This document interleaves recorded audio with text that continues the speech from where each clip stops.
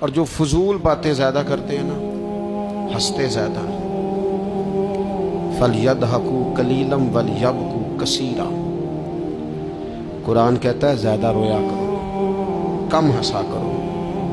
نبی پاک علیہ الصلوۃ والسلام سے پوچھا تھا حضرت عقبہ بن عامر نے کہ یا رسول اللہ نجات کس چیز میں ہے؟ تو نبی پاک علیہ الصلوۃ والسلام نے فرمایا ایک تو اپنی زبان قابو میں رکھو، دوسرا فرمایا اپنے گھر میں ٹھہرے رہو، تمہارا گھر تمہارے لیے کافی ہو، فضول نہ نکلو گھر سے، اور تیسرا فرمایا اپنی خطاؤں پہ رویا کرو۔ کثرت کلام اور فضول کلام اور بلا وجہ بندے کو غافل کرتا ہے، دل کو سخت کرتا ہے۔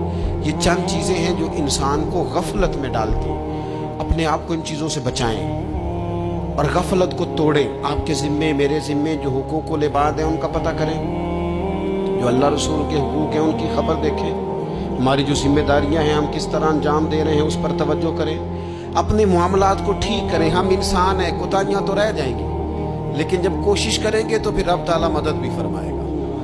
ایک بات اور کرنی ہے، ایک تو میں نے عرض کیا غفلت کو توڑنا، ایک دوسری بات قرآن مجید کا ایک سبق اور، جب غفلت توڑنی ہے تو پھر لازمی طور پر ایک کام کرنا پڑے گا۔ میں نے یہ عرض کیا تھا کہ پلاننگ نہیں کرنی، فیصلہ کرنا ہے۔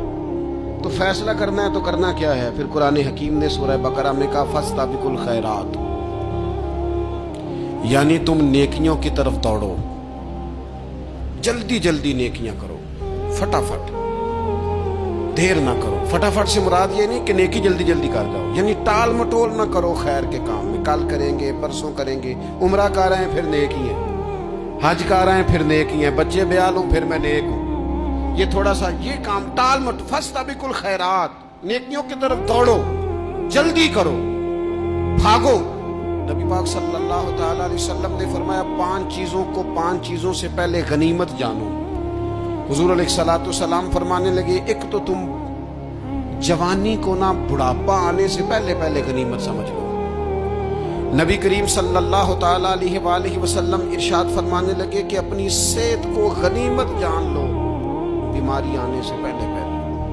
پھر حضور علیہ الصلوۃ والسلام فرمانے لگے اگر اللہ نے تمہیں مال دیا ہے، وسعت دی ہے، تو نیکی کر لو، خرچ کر لو اللہ کے راستے میں، خدا نہ خواستہ تم پر غریبی آ جائے۔ اور پھر حضور سید عالم صلی اللہ تعالی علیہ وسلم فرمانے لگے اگر تمہیں اللہ نے کچھ فراغت دی ہے، بہت زیادہ مصروف نہیں ہو، تو غنیمت جان لو، جلدی سے نیکی کر لو قبل اس کے کہ تم مشغول ہو جاؤ۔ اور 5ویں بات حضور نے بیان کی، فرمایا زندگی کو غنیمت جانو، موت آنے سے پہلے پہلے جلدی سے نیکی کر لو۔ نیکی کے لیے ساری زندگی منصوبہ بندی نہ کرتے رہو، نیکی کے لیے دیکھو نا، ہماری زندگی میں یہاں دنیا میں رہ کے چند منٹوں میں وہ نیکی کی جا سکتی ہے جو قیامت کے بعد صدیوں کا ہمارا فائدہ کرے، صدیوں کا فائدہ کرے۔ کرتے نہیں، پلاننگ کر رہے ہیں، منصوبہ بندی کر رہے ہیں، بس تیاری کر رہے ہیں، بس حضرت آپ دعا کر دیں، اللہ تعالیٰ دعائیں بھی قبول فرمانے والا ہے۔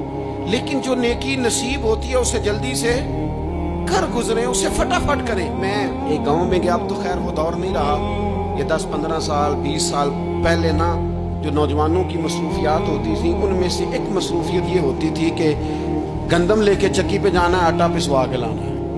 یہ ایک بڑی، چونکہ سبھی گھروں کے اندر سال کے لیے گندم سٹاک کر لی جاتی تھی، تو گندم لے کے جانا یہ ایک ڈیوٹی ہوتی تھی۔